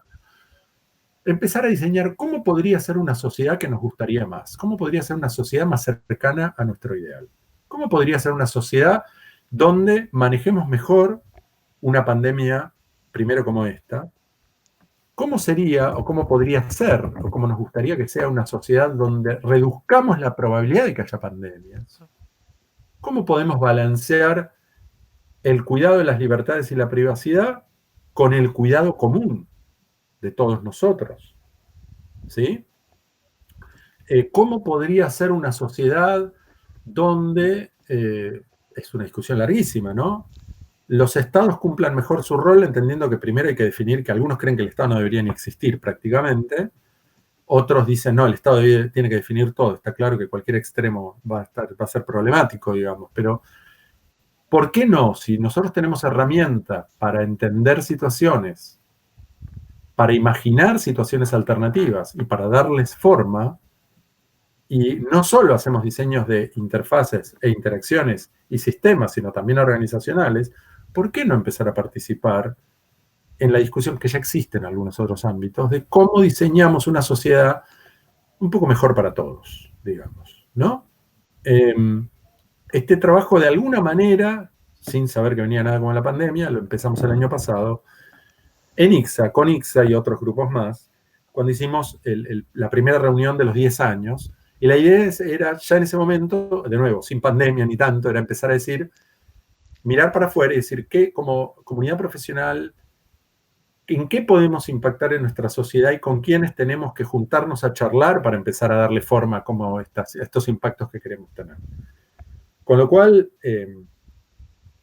sí, la respuesta es sí, claro que podemos ayudar, creo que debemos ayudar. Y tenemos que empezar en este nivel chiquitito, pero me parece que, como al principio decíamos, ¿no? Es hora de empezar a dejar de mirarse el ombligo como comunidad y discutir solo de nuestra formación, nuestra paga, nuestro lugar en las empresas, nuestro, y empezar a mirar, ok, ¿y a los demás cómo les puedo dar algo de valor? Claro. ¿Qué rol quiero tener en este mundo el tiempo que me toca pasarla acá? ¿No? No es acerca de cómo nos van a recordar, porque a nadie le importa cómo lo recuerden cuando se muere, es irrelevante. Pero mientras estamos vivos, digamos, voy a decir algo personal, pero me ha tocado tener experiencias cercanas a la muerte. Lamentablemente más de las que me hubiera gustado o me debería haber tocado para mi edad. Y si hay algo que aprendí claramente es que es al cohete llorar a los muertos cuando se murieron. El punto es qué hacemos con el tiempo que tenemos acá, qué hacemos con los demás que tenemos cerca, qué tipo de vida queremos llevar y qué tipo de vida queremos que los demás lleven alrededor. Porque nadie se salva solo. Nadie se salva solo. ¿Ok? Vos te podés ir a una isla, tener todos los millones de dólares que quieras. ¿Sabes qué? El agua está contaminada en todo el mundo y la seguimos contaminando. Y la tierra está contaminada en casi todo el mundo y la seguimos contaminando. ¿Es eso lo que queremos? ¿Es eso lo que queremos no solo que haya? ¿Es eso lo que queremos participar en la creación de ese mundo o queremos participar en la creación de otro mundo? Me parece que es una pregunta que vale la pena darle un poco de tiempo y ponernos. Entiendo que el tema es grande, que puede dar ecofobia, porque el quilombo es tan grande. O sea, esto, a ver si nos entendemos, mirado desde el punto de vista de un biólogo, la pandemia es una estupidez al lado del cambio global. Así nomás. Es una estupidez. Va a pasar. ¿Va a tardar cuánto? ¿6 meses? ¿1 año? ¿2 años? No es nada. No es nada en la historia de la humanidad, mucho menos en la historia del mundo. ¿Ok? Pero el cambio global es un monstruo muy grande y pisa fuerte. ¿Sí? Parafraseando a la negra. Ese es el desafío que enfrentamos ahora. Y con lo grande y pesado que es y difícil de parar, también por suerte es un poco más lento y todavía entonces tenemos algo de chance. Entonces, la pregunta es, ok, ¿podemos impactar? Sí. ¿Tenemos que hacerlo? Me parece que sí, es una decisión igual de cada uno. ¿Nos tenemos que quedar solo en el impacto de ahora durante el COVID y la cuarentena? Definitivamente me parece que no. Me encantó. Te hago una pregunta que justo acá pusieron, que justo es para agarrar esto. ¿Cómo imaginar la disciplina, no sé, 10, 20 años? ¿O cómo te gustaría, si es que nos quedan 20 años de planeta, ¿no? Pero supongamos que sí, que nos quedan 20 años. ¿Cómo te gustaría que sea la disciplina y cómo te parece que sería? Eh, Creo que sí, nos quedan 10, 20 años de planeta. El punto es en qué condiciones vamos a llegar a esos 10, 20 años. Digamos, eventualmente la humanidad no desaparecería. Hay pequeños reductos de gente que vive muy lejos, muy cercana a las cosas muy básicas, pero que por eso tiene menos dependencia de esta civilización que hemos creado. Pero sí, sí, creo que un poco de tiempo tenemos. Creo que tenemos una generación probablemente de tiempo. Pero... Y después la humanidad va a seguir estando. El tema es que van a morir muchos y otros la van a pasar muy mal. ¿Cómo veo la disciplina? No tengo ninguna manera de saber cómo va a ser. Así que voy a quedarme nada más en cómo me gustaría ver alguna parte, ni siquiera es todo, es alguna parte. Me gustaría ver una disciplina que se abre y se empieza a mezclar más con todo lo que hay alrededor. A tal punto que casi deje de ser una disciplina per se. Digo, en los sistemas naturales, cuando uno mira sistemas complejos naturales, es muy difícil poner los límites. ¿Dónde termina una cosa y empieza la otra? ¿No? La naturaleza funciona así. Esto está reflejado en algo que se llama teoría de sistemas, etcétera. Está muy estudiado. Eh, y cuando una cosa está como muy definida es porque está muy cerrada, ¿no? Pero está bien, no acabamos de nacer. Me gustaría que, entre otras cosas que no tengo idea cuáles son, ver en 10, 15, 20 años que los que trabajamos en estas cosas hacemos que los demás, no importa en qué trabajen, tengan más conciencia de todo esto, tengan más conciencia de los sistemas, tengan más conciencia del impacto de lo que uno diseña, tengan más conciencia de la complejidad. Complejidad no es dificultad, es complejidad, que es otra cosa, y toda una ciencia la complejidad. Entonces me gustaría que casi desaparezcamos, si quieren, como solo wikis para ser profesionales que ayudan a integrar más. ¿Sí? Hace poco leí un artículo que hacía un planteo muy cortito, pero muy interesante, que decía, ¿cuál es el rol de los diseñadores de UX? Bueno, el tipo decía, no es diseñar mejor. O sea, sí, tenemos que hacerlo, ¿sí? Uno sigue haciendo eso y es como la cuestión de más bajo nivel de lo que uno hace, pero nuestro trabajo es ser integradores, nuestro trabajo es ayudar en la innovación, en buscar y crear cosas nuevas, ¿no? Y como que me sentí muy identificado con eso, con lo cual me gustaría que en el futuro seamos integradores. Veo el rol del UX integral como una persona que habla con negocio, que habla con tecnología, que trae los sensores con los termómetros de lo que pasa afuera, que habla con los equipos internos y externos, que los puede reunir en una mesa y ayudar a que todos hablen y se entiendan. Esto claramente debe está muy basado en mi propia experiencia, pero a medida que pasa el tiempo, digamos, cuando yo empecé era el diseñador, el usabólogo, como dice Guillermo Ormel,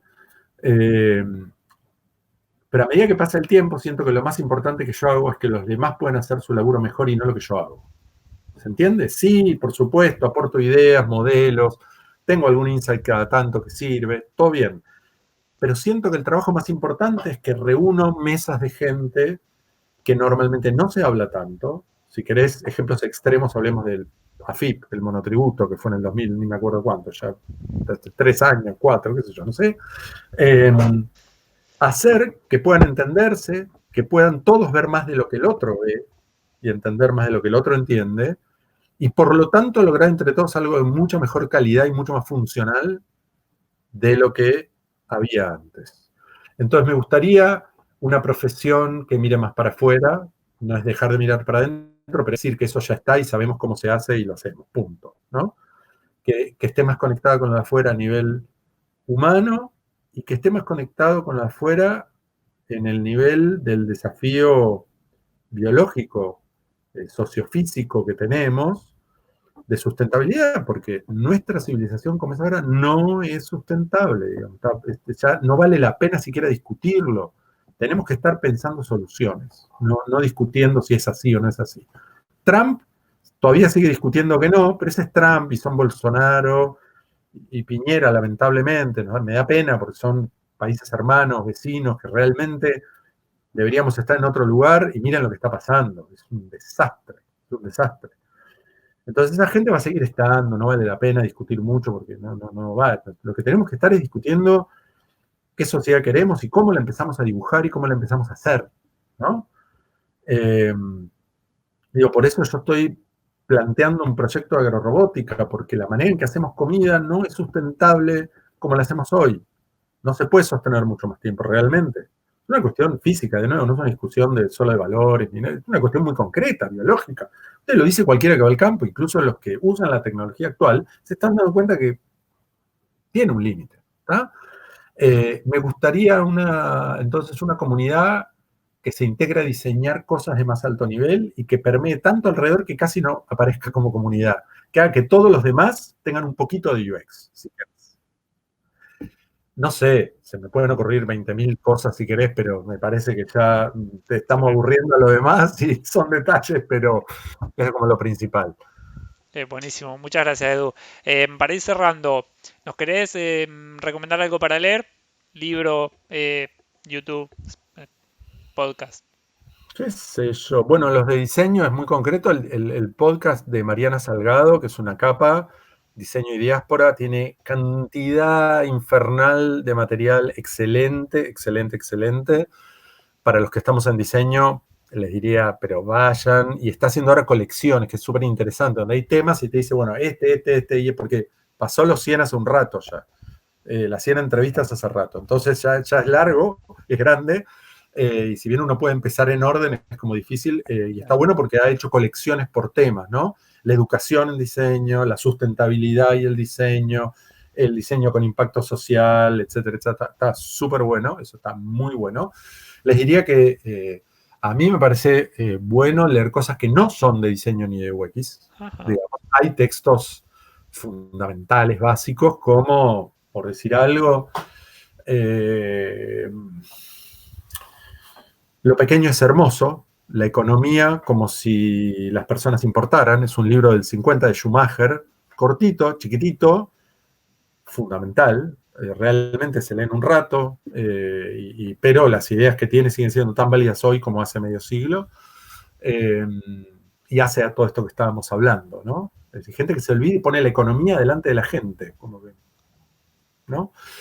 Textos fundamentales de Christopher Alexander. Hay dos libros que se enganchan, son como un libro grande, The Timeless Way of Building y A Pattern Language, o sea, la manera temporal de construir y el lenguaje de patrones.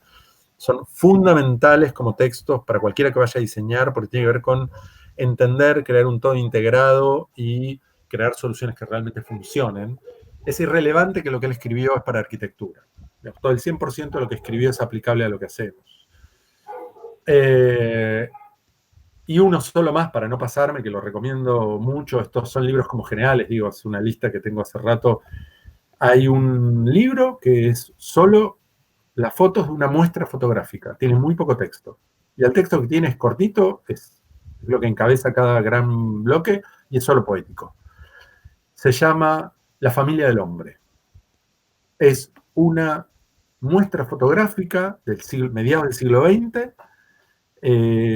por una cuestión de etnocentrismo norteamericano, tiene más fotos de Norteamérica que de otros países, pero a priori es una serie de fotografías excelentes en general, muy impresionantes. A mí la fotografía me gusta.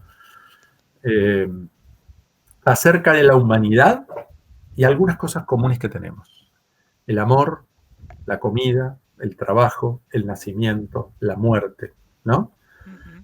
Y eso reflejado en fotos de comunidades muy diversas de diversos lugares del mundo. Y a mí me parece que es profundamente inspirador porque nos muestra la diversidad y la unidad al mismo tiempo, ¿no? No somos todos distintos y al mismo tiempo tenemos mucho de iguales. Y si bien hasta ahora en la historia de la humanidad hay mucha gente que se ha dedicado a hacer énfasis en las diferencias, me parece que el nivel de desafío que estamos enfrentando hace que empecemos a poner un poquito de balance y miremos también lo que tenemos en común, ¿no? Las diferencias no son un problema cuando vemos que lo que tenemos en común es mucho más, ¿no? A mí me parecen esos dos textos inspiradores. Bueno, en el caso de Family of Man, no son textos, son fotos, pero me parece que son inspiradores, son libros fundamentales y vale la pena cada minuto puesto, y algunos de ellos vale la pena ser releídos. Yo algunos los sé, después de varios años vuelvo y algo uno les encuentra, ¿no? Nuevo. Así que bueno, esos son algunos, no sé. Buenísimo, Edu. Pregunta esto de Chusma, ¿no va? Eh, ¿Digital o tenés los libros papel? Mira, era muy de papel, pero la verdad me compré hace un par de años un ebook reader de Kobo y es lo más grande que hay para leer. ¿Qué crees que te Y diga? yo te voy a decir, con el tema de la sustentabilidad, ¿no? Mira, por un lado, sí, tiene un costo, pero puede durar muchos años. Tengo muchos libros en muy poco espacio, pesa la nada, pero tiene un montón de cosas muy interesantes. Podés marcar y después extractar y copiar todo lo que marcaste del libro. Mirá vos. Tiene incluidos diccionarios adentro. Digamos, se conecta con otros dispositivos en el sentido que, a propósito, y a mí me parece bien, y lo elegí en parte por eso, no es un dispositivo de conexión, no es una tableta que toco y me abro un Claro. navegador. No, a propósito, pero sí se conecta con Pocket, Wallabag, etcétera, etcétera. Entonces es muy fácil decir, che, qué bueno este artículo, después lo voy a mirar tranquilo. Incluso, nada, hay botones que con un clic exportas un EPUB y lo mandás al coso. Así que sí, digital más, sí. Auspicia este momento Cobo. Lleva tus libros a todos lados. Elegí el Kobo porque tiene además un Linux adentro y no está atado a Amazon ni a ninguna cosa. De hecho, lo corro con un sistema operativo alternativo al que viene. Qué nerd. Y nada, me parece mejor que el original que trae y es libre además. Entonces el hardware es espectacular, tiene una resolución de papel, realmente es impresionante. Lees en pleno sol y se lee perfecto. Está muy bueno. Qué bueno. Bueno, y con las redes sociales, ¿cómo te llevas? Nos tenemos una respetuosa distancia. ¿Por dónde te podemos contactar, Edu? Eh, bueno, por mail siempre, aunque puedo tardar en responder porque hay días de actividad offline. Lo único, o sea, no Facebook, no tengo Instagram, no uso LinkedIn hace años, pues está puesto en LinkedIn, igual así me llegan los pedidos de conexión, pero que son filtrados inmediatamente y mandados al archivo, o sea, no los veo, lo que me mandan por LinkedIn no lo veo, sépanlo por favor, no me manden pedidos de conexión por LinkedIn. Mi mail es público y si me escriben, eventualmente respondo. Y sí, lo único que cada tanto tuiteo algo, así como que tiro alguna cosa. Cuando me acuerdo que está Twitter, son como etapas por momento, de repente pasan 2 meses y no hago nada. Y ahora durante la pandemia, por ejemplo, que trabajamos un poco ayudando a algunas cosas, sí estuve un poquito más movido, pero creo que es casi lo único, en realidad. Buenísimo. Edu, ¿algo más que quieras agregar? La No, charla. quería agradecerles a ustedes el aguante. Si hay alguien ahí, además de vos, son unos genios, qué sé yo. Sí, No sé. bueno, yo por mi lado lo que quería contarte, bueno, es que está todo el equipo atrás haciendo que esto funcione. Yo soy solo la cara visible y el que está acá con la parte técnica. La verdad que estamos muy orgullosos de tenerte y agradecidos. Y antes que nada, a nuestros seguidores les vamos a dejar feedback para los que pudieron verlo, que después nos dejen nos comenten cómo le fue y qué podemos mejorar. Ya que está, te pregunto, Edu, ¿qué recomendarías para un buen feedback? ¿Cómo es dar un buen feedback? Es una buena pregunta, ¿no? Um, y supongo que el buen feedback es accionable, debería ser respetuoso. O sea, uno a veces tiene que contar algunas cosas que no son lindas, ya bastante el tema como para decirlo de mala manera, al cohete. Entonces, siempre hay que ser respetuoso. Constructivo, me parece, porque el punto es cuando uno da feedback es porque quiere que algo mejore. Entonces, quedarse nomás en eso estuvo mal no sirve, sino tratar de ir a la raíz de la cuestión, ¿no? Porque a veces uno observa como un montón de pequeñas cosas que le gustaría cambiar, pero la raíz puede ser menos cosas, ¿no? Entonces, si uno se toma el laburo de ir a eso, puede solucionar más cosas de un solo movimiento. Así que diría feedback, sí, constructivo y accionable, donde uno puede incluso dar ejemplos, que no quiere decir que los otros tengan que tomar, pero por ahí uno explica mejor la cosa. Pero me da la sensación que si es respetuoso y desde ese lugar constructivo, es difícil que salga mal, ¿no? Como que va a ser bueno de todas maneras, aunque no haya una propuesta de solución, pero sí, si uno puede apuntar a un lugar para que el otro reflexione de algo que hubiera podido estar bueno, mejor, siempre va a estar bueno de una u otra manera. Por mi parte, bienvengo el feedback, así que feliz de después todo lo que me digan, si se Sí, puede no, hacer más claro, más útil o lo que sea. Y de nuevo quiero agradecerles a todos ustedes que propusieron esto, lo están llevando a cabo, movieron todo. La verdad que nada, a ustedes y a los que están ahí, que no hemos, pero si quieren después por algún lado seguiremos, pero que nada, que hay que tener ganas y aguante. No sé cuánto va, pero debe ser un montón. Así que ya casi 2 horas me están pidiendo que corten. Yo me quería quedar acá charlando con vos. Edu, te dejo unas palabras para que te despidas del público y después cortamos. eh, Qué presión. gracias.